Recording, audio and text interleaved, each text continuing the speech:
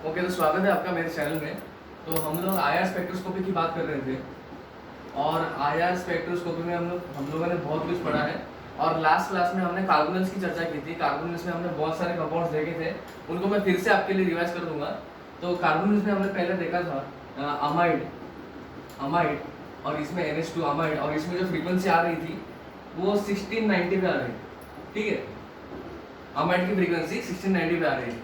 फिर हमने देखा था एक इंपॉर्टेंट कंपाउंड, इसमें जो है ये था एसिड। ये एसिड था, और एसिड में जो है हमने क्या देखा था, एसिड में हमने देखा था कि एक रेंज आ रही थी, क्योंकि उसमें हाइड्रोजन बॉन्डिंग की पॉसिबिलिटी थी। हाइड्रोजन बॉन्डिंग की पॉसिबिलिटी, इसमें जो रेंज था वो 1760 से लेके 1710 तक का ये रेंज था। ठीक है, फिर हमने देखा कीटोन, और कीटोन में जो है पीक आता है 1715 पे। ठीक है, फिर हमने देखा आल्डिहाइड हमने देखा, जिसको हमने एक रेफरेंस कंपाउंड इसके हिसाब से लिया था, उसको रेफरेंस करके हमने बाकी चीज़ों को उससे कंपेयर किया था, और इसका जो फ्रीक्वेंसी था वो 1725 पे आ रहा था। फिर हमने देखा एस्टर के बारे में, और एस्टर में जो फ्रीक्वेंसी था वो था अराउंड 1735 के आसपास। फिर हमने देखा एनहाइड्राइड, और एनहाइड्राइड में फिर से हमको दो पीक्स मिल रही थी, और एक था सिमेट्रिक की वजह से और एक था एसिमेट्रिक की वजह से, और जो वैल्यूज है वो 1760 है और 1800 है, and the higher value being of asymmetric stretching. Why? Because asymmetric stretching में हमको ज़्यादा एनर्जी लगता है, ये हमने पहले ही देख चुके हैं। और लास्ट कंपाउंड जो है, सबसे जो लास्ट कंपाउंड है वो है एसिड क्लोराइड, और इसमें जो पीक हमको मिलता है वो 1810 पे मिलता है। सबसे हाईएस्ट वैल्यू हमको मिलता है एसिड क्लोराइड में। तो इन सब के रीजंस भी हमने पढ़े थे, सब कुछ हमने पढ़ा था। आज जो हम देखेंगे हम थोड़े कंपाउंड्स को, इन कंपाउंड्स को लेंगे और इनके बारे में थोड़ा डिटेल में चर्चा करेंगे कि इनमें कौन से इफेक्ट्स लगते हैं, किस तरह के एग्जांपल्स आ सकते हैं, ये सारी चीज़ें आज हम देखेंगे। तो पहले जो मैं कंपाउंड लूँगा, जो मैंने पिछली बार भी रेफरेंस में लिया था, पहले हम चर्चा करेंगे आल्डिहाइड की। और आल्डिहाइड की चर्चा करते हुए पहले मैं लिखूंगा कि आल्डिहाइड में जो है, ये जो आल्डिहाइड है, इसमें कौन सा जो प्रोमिनेंट बॉन्ड है जो हमको दिखता है, कौन सा जो प्रोमिनेंट बॉन्ड है जो हमको आईआर में दिखता है। हम बात करते हैं CO की स्ट्रेचिंग के बारे में, और जो हमको मिलता है 1725 सेंटीमीटर इनवर्स पे। ये पीक तो हमको मिलता ही है। इसके अलावा और एक पीक हमको मिलता है जो कि है CH का पीक, और इसका जो रेंज है वो आता है अराउंड 2850 से लेके 2750 पर। 2850 से लेके 27, सॉरी ये CH का पीक नहीं है, मैं आपको बाद में बताऊंगा ये किसका पीक है। लेकिन और एक बैंड हमको मिलता है, वो है 2850 से लेके 2750 पे, और ये जो है हमको एक ब्रॉड पीक मिलता है। और जब मैं आपको ब्रॉड पीक की बात करता हूं तो आपको क्या याद आता है? मैंने अल्कोहल्स के लेक्चर में, अल्कोहल्स का जो मैंने लेक्चर लिया था उसमें मैंने आपको बताया था कि जो ब्रॉड पीक है, OH का जो ब्रॉड पीक आ रहा था उसमें, वो किसके कारण आ रहा था? वो आ रहा था हाइड्रोजन बॉन्डिंग के कारण आ रहा था। अब यहाँ पे अगर मैं देखूं, हाइड्रोजन बॉन्डिंग शायद पॉसिबल नहीं है। हाइड्रोजन बॉन्डिंग पॉसिबल, तो और क्या रीजंस है, और कौन से रीजंस है जिसके वजह से एक ब्रॉड पीक आ सकता है? तो अगर आपको याद है, मैंने 5 डेफिनेशंस की बात करी थी। 5 डेफिनेशंस की बात मैंने करी थी, वो थे fundamental frequency, overtone, combination band, difference band और फर्मी रेजोनेंस। ठीक है, इन 5 डेफिनेशंस की बात मैंने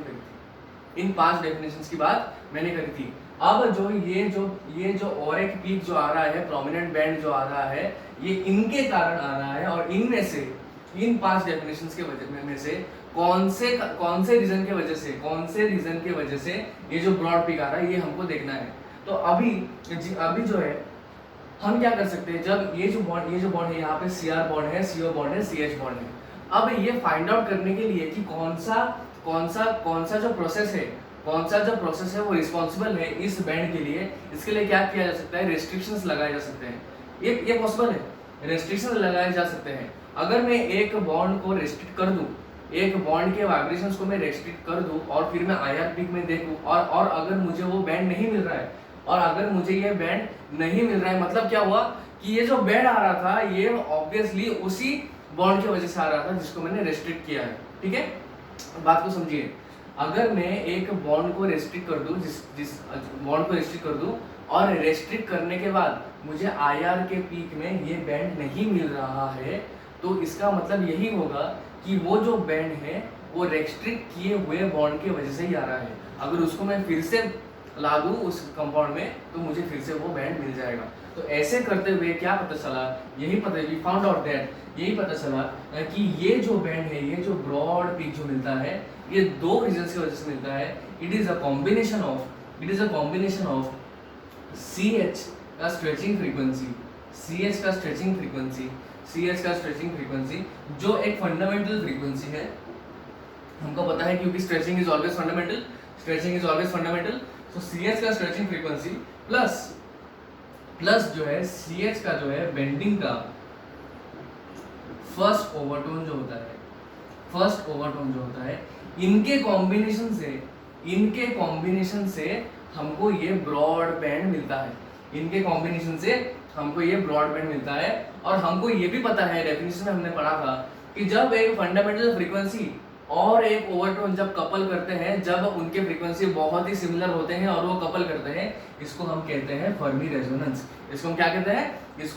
फर्मी रेजोनेंस। तो आरडीआर के केस में हमने क्या देखा, जो फंडामेंटल फ्रीक्वेंसी जो है वो 1725 पे आता ही है, उसके साथ हमको एक ब्रॉड पीपी मिलता है जिसका रीजन है फर्मी रेजोनेंस। तो फर्मी रेजोनेंस का यहाँ पे हमने देखा, देखिए जब भी आरडीआर का क्वेश्चन आ सकता है तो वहाँ पे मेंशन कर सकता है कि 1725 पे पीक आ रहा है और एक ब्रॉड पीक आ रहा है, तो आपको ये पता चल जाएगा कि आल्डिहाइड में जो है फर्मी रेजोनेंस के कारण वो ब्रॉड पीक मिलता है हमको। ठीक है, और नेक्स्ट हम देखेंगे कि आल्डिहाइड में जो है प्लस आई का इफेक्ट क्या होता है।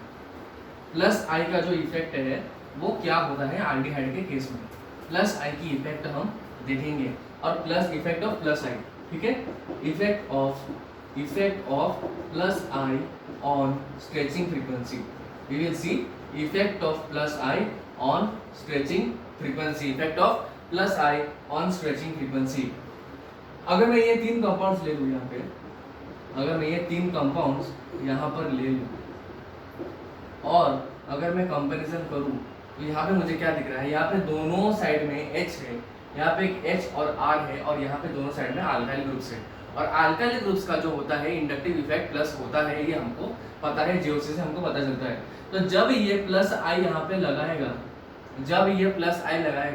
तो क्या होगा, यहाँ पर जो ये कार्बन पे जो है माइनस डेल्टा जो है बढ़ेगा, मतलब क्या, इलेक्ट्रॉन डेंसिटी बढ़ेगा, और जब कार्बन की इलेक्ट्रॉन डेंसिटी बढ़ेगा, ये ऑक्सीजन कार्बन को थोड़ा सा कम देने लगेगा, थोड़ा सा अपना इलेक्ट्रॉन डेंसिटी कम देने लगेगा। और पहले ही लेक्चर में मैंने बता दिया था, जितना कम इलेक्ट्रॉन डेंसिटी ये देगा, इसका के जो है वो कम होगा, और अगर के कम होगा तो फ्रीक्वेंसी भी कम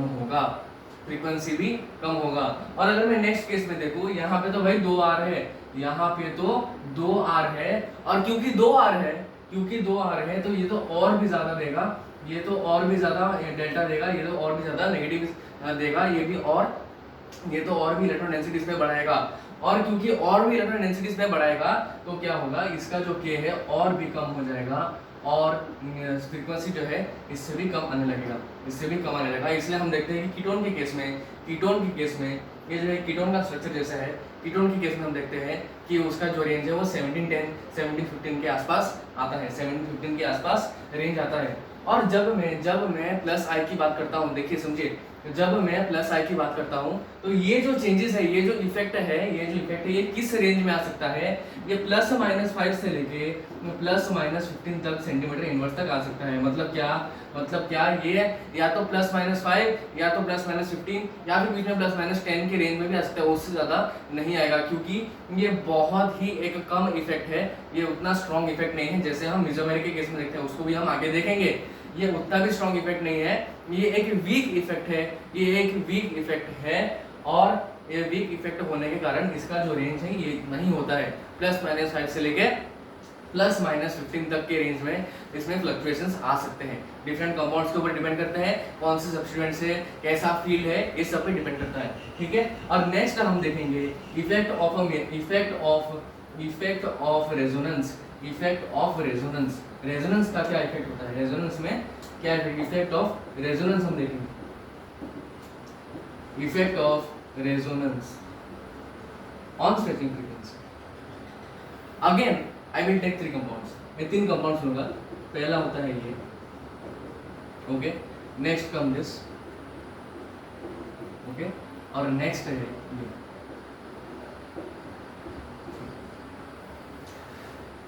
ये फर्स्ट केस में अगर मैं देखूं, फर्स्ट केस में क्या हो रहा है, इंडक्टिव लग रहा है, ये प्लस आई लग रहा है यहाँ पे, ठीक है। यहाँ पे जो लग रहा है वो प्लस एम लग रहा है, प्लस एम, यहाँ पे ये हमने पहले ही देखा है, प्लस एम लग रहा है। और जब यहाँ पे प्लस एम लगेगा, जब यहाँ पे प्लस एम लगेगा, ये क्या होगा, ये जो सी डबल बॉन्ड था ये अब कन्वर्ट होके सी सिंगल बॉन्ड के कैरेक्टर लेने लगेगा, सी सिंगल बॉन्ड ओ का कैरेक्टर लेने लगेगा। और जब भी ये डबल बॉन्ड से सिंगल बॉन्ड होगा, जब भी ये डबल बॉन्ड से सिंगल बॉन्ड होगा, के का वैल्यू जो है वो कम होगा, और के का वैल्यू जब कम होगा तो फ्रीक्वेंसी भी कम होने लगेगा। और अगर नेक्स्ट केस में मैं देखूं, नेक्स्ट केस में अगर मैं देखूं, दोनों ही साइड में एक फिनाइल रिंग है, कॉन्जुगेटेड सिस्टम जो है, दोनों ही साइड में कॉन्जुगेटेड सिस्टम है, इसलिए इसका जो के वैल्यू है, इसका जो के वैल्यू है वो और भी कम होगा, इससे और भी कम होगा, और इसका जो फ्रीक्वेंसी है और भी कम होने लगेगा। तो अगर मैं बताऊं कि ये K1 है, ये K2 है और ये K3 है, तो इसका जो ऑर्डर है वो क्या होगा, K1 will be greater than K2 will be greater than K3।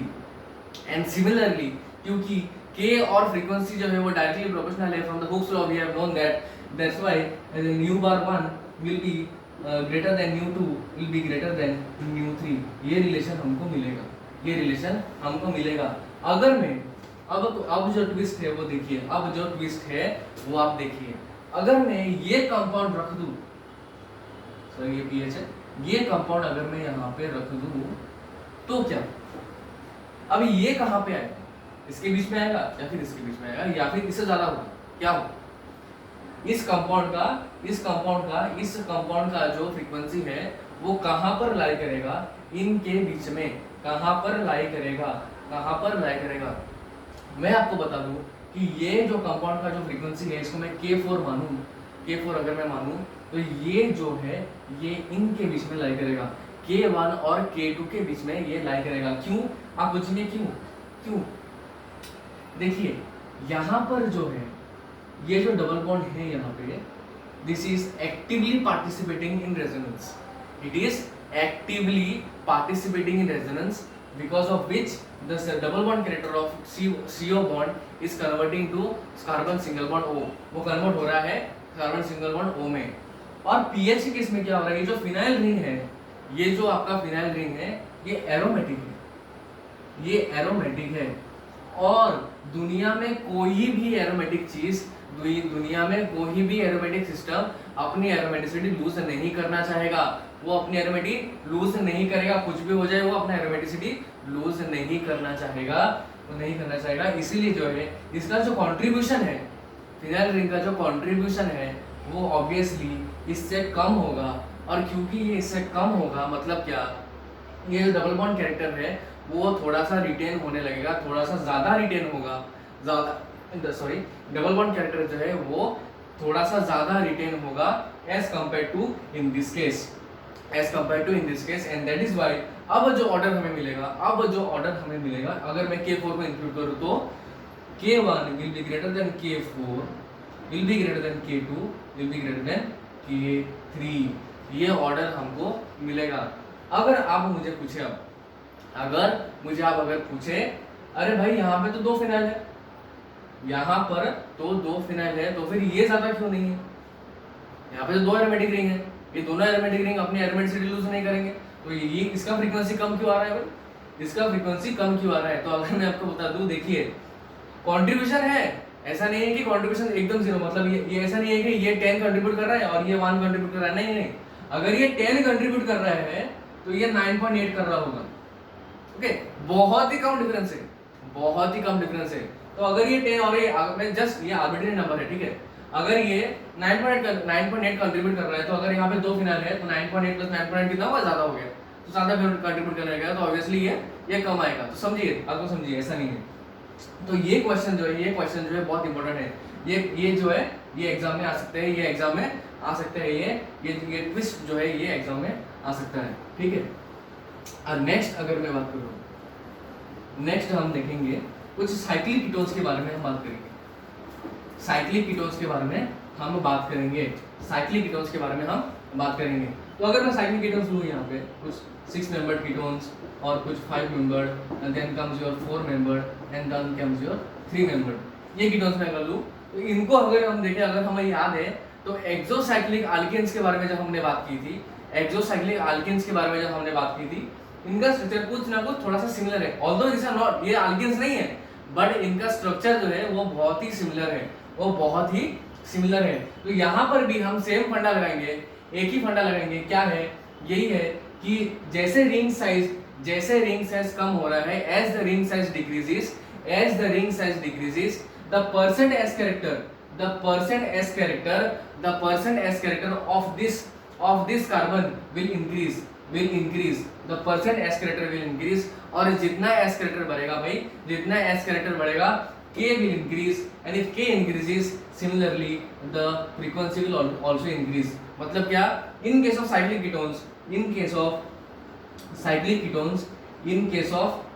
ketones, as the ring size decreases, the frequency will increase। मतलब क्या, the highest frequency will be for cyclopropane ring and the lowest frequency will be for 6-membered ring, cyclohexanone ring, it will be lowest for cyclohexanone, ठीक है। तो ये हमने देख लिया। और नेक्स्ट जो मैं बताऊंगा आपको, तो ये एक बहुत ही इंपॉर्टेंट क्वेश्चन है, मैं ये स्ट्रक्चर आपके सामने रखता हूँ, ये जो स्ट्रक्चर है मैं आपके सामने रखता हूँ, ये दो स्ट्रक्चर्स जो है मैं आपके सामने रखता हूँ। इन दोनों स्ट्रक्चर में let me label them as A and B compounds. इन दोनों में से किसकी फ्रीक्वेंसी ज्यादा होगी और किसकी कम होगी, या फिर दोनों की फ्रीक्वेंसी जो है वो सेम ही होगी, ये आप मुझे बताइए। तो मैं आपको बता दूं, ये जो बी कंपाउंड है जिसमें जो है क्लोरीन जो है इक्विटोरियल है, इसका जो फ्रीक्वेंसी होगा वो ए से ज्यादा होगा। अब क्यों होगा उसके लिए मैं आपको बताऊंगा, मैं आपको प्रूफ दूंगा, एविडेंस मैं आपको दूंगा, मैं सही तरह से आपको एक्सप्लेनेशन दूंगा, मैं बस ऐसे नहीं बोल रहा हूँ। I will explain you। See ये जो है ऑक्सीजन और ये हमारा क्लोरीन। अब हमें पता है कि क्लोरीन के पास जो है लोन पेयर,